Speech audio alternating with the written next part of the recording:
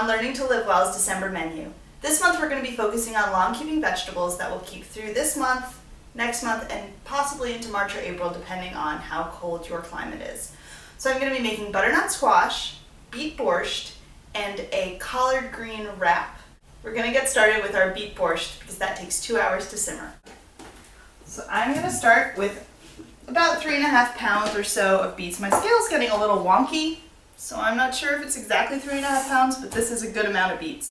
So I'm putting on gloves because I don't want to stain my hands red for the rest of the day. Sometimes I do want to stain my hands red for the rest of the day, but not today.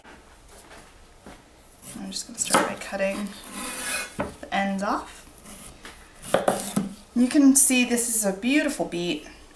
We get all sorts of interesting varieties of beet.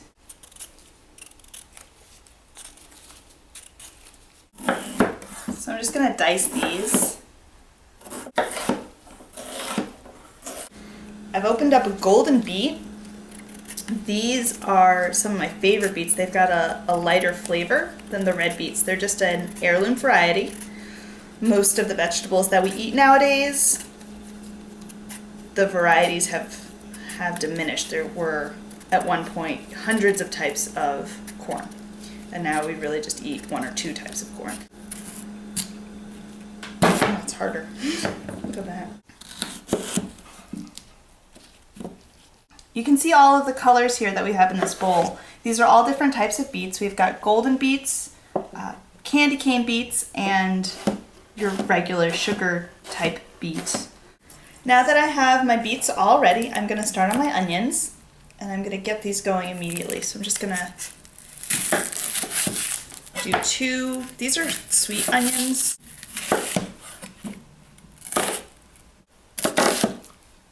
So I'm going to keep this on medium heat. I'm going to throw in about 3 tablespoons of butter. So this butter is browning a little bit, which is fine. Throw in my 2 onions. They got turned pink from the cutting board. So I'm just going to have those cook down. I'm going to add some salt to help them break down faster. Most of these collard greens are going to be used for dinner. The rest of them are going to go into the soup. So I'm going to pick out the biggest ones, and I want 12 of them so that each person gets 2. I'm going to pick out the nice ones that are nice and not broken. This one's broken. This one's not. This one's perfect. This is a bigger leaf, so it's going to be easier to wrap. So we've got 7. These littler ones will go into the soup. 12. The stalk of a collard green or a kale is very hard, so you generally want to remove it. So what I'm going to do is just pinch with my fingers and pull, and if it's fresh, it'll just slide right off. So these are the collard greens for the borscht, the soup. And I'm just going to chop them up, and they don't need to be too small, but I do want them to be kind of bite-sized, so I'm just going to chop them into pieces about that big. So now that my onions are looking perfectly done, and my collards are done, and my beets are prepped, I'm going to add everything to my stock pot with 3 quarts of turkey stock in it, starting with my sauteed onions.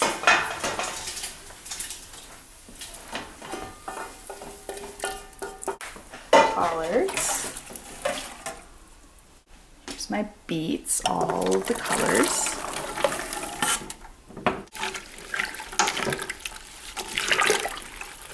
And it may seem really full now, but what's going to happen is all of these greens are going to break down, and it's going to end up having a little more water in it. And I'm also going to add a can of diced tomatoes with juice, which will be a whole nother source of liquid.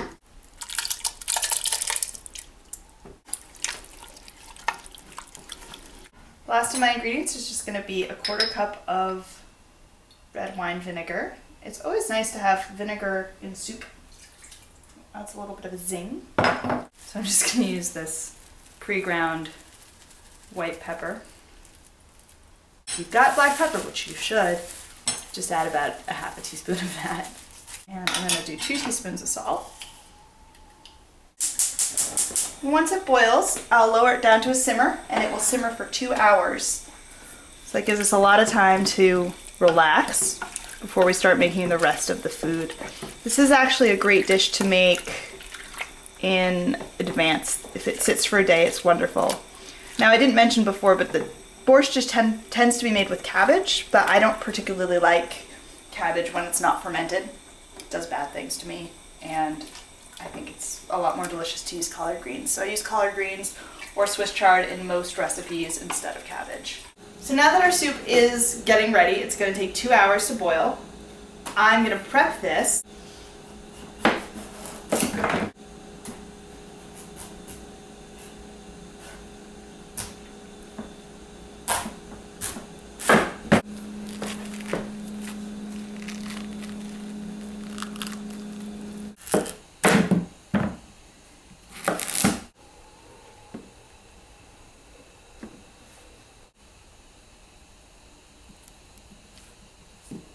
When it's done. I always ruin my clothing. I should wear aprons. So I'm just going to put this into a 350-degree oven. So now that our butternut squash is going and our soup is going, I'm going to start our wrapped collard greens. So these are going to end up being the wrapping kind of like a dumpling. So I'm going to start these off by slicing out the spine. Now, with the other ones, I was ripping the spine. This one, I'm slicing the spine out fairly carefully, and I'm going to do that with all 12. I have all of these prepped. I've got 12 nice leaves, and I'm going to grab my steamer, and I'm going to get it set up so that I can steam these for 5 minutes so that they're a little more pliable. Keep that on high till it starts to boil.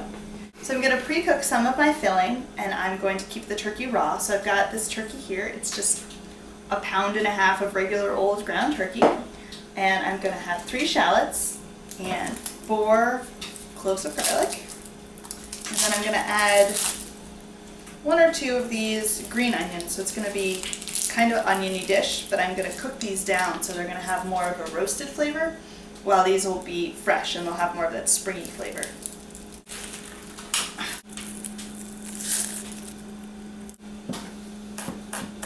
Shallots are different than onions in that they're much smaller and they have a slightly different flavor. They're actually, I believe, more related to garlic. They do have, when you get into them, they kind of have cloves. You may see that I have a match in my mouth, and that's because these are very strong shallots. And if you put a match in your mouth, it kind of breaks up the fumes so that you don't get as strong of a crying effect, because it was getting kind of serious. So I put this match in my mouth so I could function and I could actually see the shallots I was cutting, because I couldn't see the shallots when I was crying. So I'm going to throw these into the steamer pot. In about 5 minutes, I'll check them.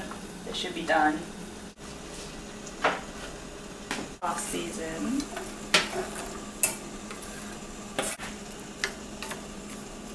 This is my thyme. And to prep thyme, it's really easy. You just pinch it and all of the leaves come right off the stem.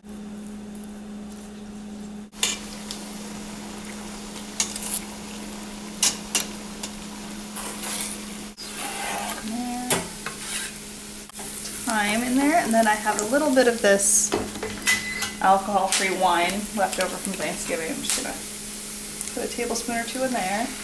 I'm gonna add 2 chopped green onions, scallions. Just want to slice and slide so that you don't end up with a piece like this that has been chopped into over and over again, but never really cut.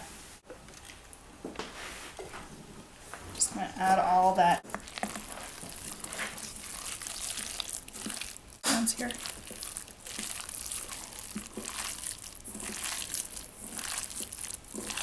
So you don't want to squish meat too much, it gets a little tough, so I'm just going to do my best to toss everything in. So this is an instance where I actually wanted to use the white pepper, so even though I don't have black pepper, I wouldn't be using it here anyway, because I really want that flavor of the white pepper. And I just added about a teaspoon of salt, healthy pinch.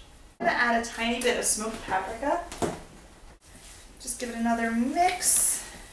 So when I'm doing something like this, like meatballs or cookies or anything where I'm portioning stuff out, I'm going to do it on a plate, and I'm gonna half things over and over again, so I know that I end up with the right amount. Because the worst thing is you make, your first 3 really huge, and then you have to go take some out, or vice versa. Now I have 12. Here's the collard green leaf, and I'm just gonna cross it over to hide that seam. Take one of my meatball type things and make a little bit of a meat log. This is a good sized one. I'm gonna roll it over and then fold it so that I'm sealing in the corners. And roll, and then the one that goes on the bottom, that's, when you get to the back, that's the bottom. Place it on the pan and do the next one. Then I'm just gonna paint everything with a generous amount of oil. Now that these are done, I'm gonna let them rest, and I will put them in the oven when I serve the soup, because they take 20 minutes. And that way I can sit down, eat my soup with my friends, and then have these come out nice and warm and hot when I'm done eating. For dessert, I'm going to make these apples. I'm going to bake them. So I'm just going to prepare them now, and then I'll throw them in the oven right when I'm taking out the main course, so that they'll be done for dessert time. To core the apple, you want to half core it, or almost all the way core it. So you want it to come down to about there, but you want to leave this bottom on. So you can't really use a corer, but you can sort of go round and round and round and round and round. I'll grab my grapefruit spoon.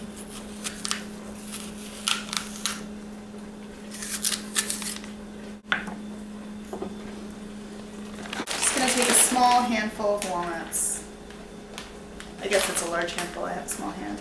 I'm just going to crush them with my hands. I'm not even going to bother with a knife. And then I'm going to just drop a few in each, top off with the currants.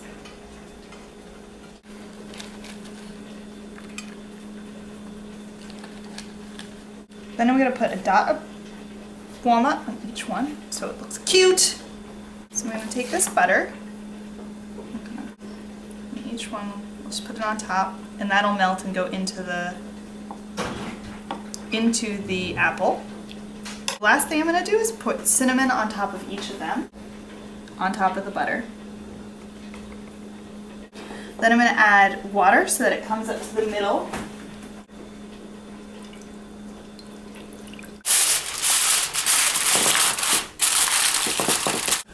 I let these cool. Since they've been finished for a little while, I tested them with a fork, and the fork went in easily, so that's how I knew they were done. I'm going to scrape these off the skin.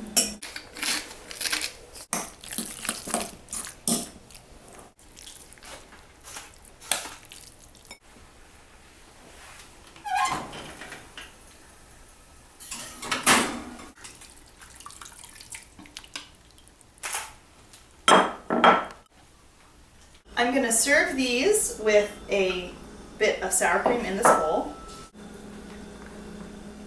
I'm going to take 2 of these for a plate and just put them right on top. Okay, you got to be careful when you're taking this out of the oven because you don't want to get a steam burn.